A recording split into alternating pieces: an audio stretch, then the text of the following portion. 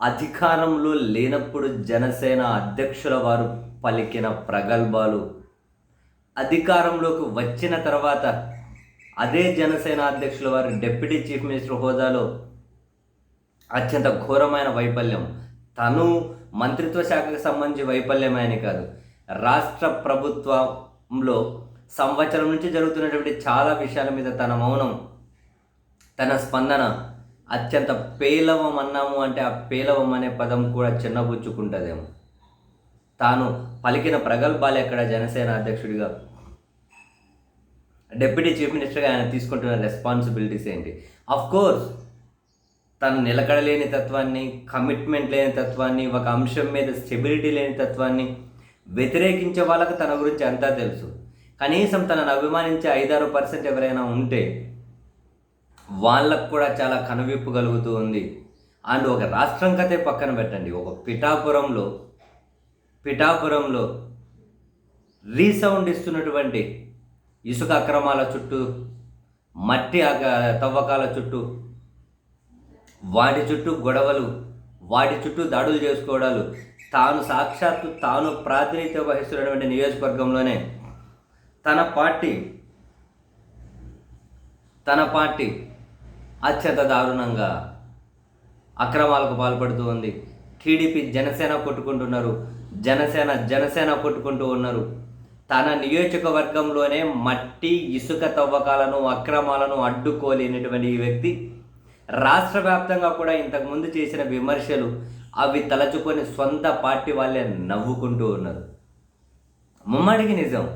తాజాగా కూడా చూడండి, జనసేన పార్టీకి సంబంధించి పిఠాపురంలో మాజీ ఎంపీపీని చొక్కా చించేసి విడిగా దాడి చేశారు. ఆయన కట్లు కట్టించుకొని చిరిగిన చొక్కాతోటే వెళ్ళి పిఠాపురం రూరల్ పోలీస్ స్టేషన్లో కంప్లైంట్ చేశారు. జనసేన వాళ్ళే కొట్టుకున్నారు. ఒక దగ్గర మట్టి తవ్వకాలు విడిగా అమ్ముకుంటున్నారట.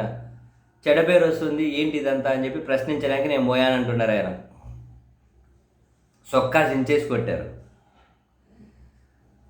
రైతుల అవసరాల పేరు చెప్పి ఎఫ్కే పాలెము, విరవాడ గ్రామాల మధ్య పాపిడి దొడ్డి చెరువులో మట్టి తవ్వకాలు అధికారులతో కుమ్మక్కై జనసేన నాయకులు దోచుకుంటున్నారట.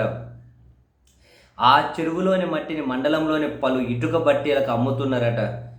మట్టి తరలింపులో కొన్ని బట్టీలకే ప్రాధాన్యం ఇస్తున్నారని, మిగిలిన వాటికి ఇవ్వడం లేదు అని చెప్పి జనసేన నేత కురుమల్ల రాంబాబు అట, మాజీ ఎంపీపీ కూడా, ఆయన ఆరోపించారు. ఈ చెరువులో మట్టి తవ్వకాలను చూసేందుకని చెప్పి ఆదివారం వెళ్తే ఆ మట్టి తరలింపు ఎవరైతే చేపడుతున్నారో వారికి ఈయనకు గొడవ జరిగిందట. ఈ క్రమంలో ఈ రాంబాబుతో పాటు సకుమల్ల నాగేశ్వరరావు, కురుమల్ల మణికంఠ స్వామి, ఆకుల ఆదినారాయణలపై చొక్కాలు సించేసి మరీ కొట్టినారట. గాయాల పాలయ్యారట. వీళ్ళు పోలీసులకు ఫిర్యాదు చేశారట. కేసు నమోదు చేయాలంటున్నారట. ఈ దాడికి గురైన వాళ్ళను వైద్య పరీక్షల నిమిత్తం ఆసుపత్రికి తరలించారట పోలీసులే. అధికారులతో కుమ్మక్కైతున్నారంటున్నారు, పోలీసులతో కుమ్మక్కైతున్నారంటున్నారు. ఎవరితో అయ్యారో తెలియదు కానీ మట్టి మాఫియా, ఇసుక మాఫియా సొంత నియోజకవర్గంలోనే విడిగా పెట్టరేగిపోతూ ఉంటే ఏం మాట్లాడాలి మనం? మట్టి మాఫియా, ఇసుక మాఫియా పెట్టరేగిపోతున్నారు పట్టపగలే. సొంత నియోజకవర్గం. ఆయన పలికిన ప్రగల్భాలేంటి, చేతలేంటి, ఇన్ని జరుగుతుంటే వాటిని కంట్రోల్ చేసుకోలేకున్నారు. షార్ట్ టీషర్ట్ వేసుకొని వెళ్ళి సెలూన్లు ఓపెన్ చేస్తూ ఉన్నారు. నిజంగానే వాస్తవానికి ఏమంటారు, తనని ఇంకా అంటే కులం అభిమానమో లేకుంటే సినిమా అభిమానంతో అభిమానించే వాళ్ళ పొరలు తొలగించడం ఎవరి వల్ల కాదు, కానీ తనని ఇంకా ఒక నాయకుడిగా ఎవరైనా కనుక ఈ 2 అంశాలను పక్కన పెట్టి ఎవరైనా అభిమానిస్తున్నారంటే అటువంటి వాళ్ళ మీద జాలిపడడం తప్ప ఏం చేయలేము అబ్బా.